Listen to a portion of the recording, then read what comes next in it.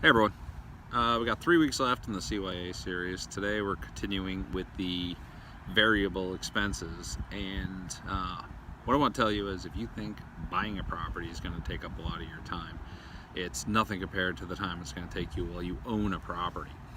And you may look at an offering memorandum and it's going to potentially say 0% management fee, and what they're going to tell you is the current owner manages it themselves, as if they had nothing better to do but to manage a multifamily property.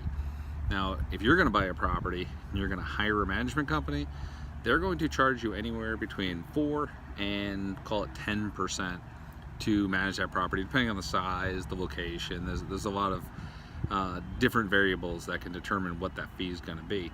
But in addition to that number, they're going to charge you an a la carte list of additional fees. That could be anywhere from a quarter of a month to a whole month for leasing. That could include vacancy allowance. That could include overseeing renovations and turnovers. There's a ton of fees that can be included in these management agreements. So be sure, if you're going to hire a third-party manager, that you are fully understanding what your market's going to bear and what they're going to ask for, and plug that into your pro forma. If you're planning on managing yourself, then I recommend you take a look at what you do for a living, because it's never going to be 0% ever, because your time has money and cost to it.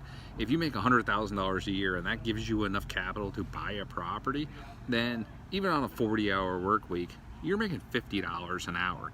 So think about the time it's going to take you to deal with tenants, deal with toilets, deal with termites, deal with releasing a property, and consider the fact that you still need to plug something in there for yourself. So don't look at a pro forma and assume a 0% management fee, whether you're managing yourself or someone else is managing it, is reasonable. Also, don't assume just because a current owner is willing to use their time to manage a property that you shouldn't attribute some value to this. Plug a number in there. If you're buying anything from a 10 to a 50 unit property, throw in a plus or minus 6 to 8% for management fee.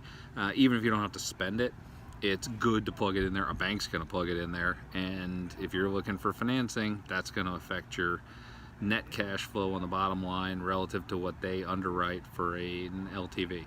So consider your various expenses, consider your time.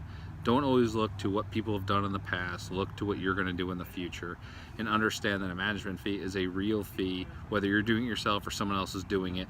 Just pretend you're paying yourself this management fee, because at the end of the day, your time is worth way more than $0. So consider that looking at P&L. We got 2 weeks left in the CYA, so take this to heart, and I will talk to you soon.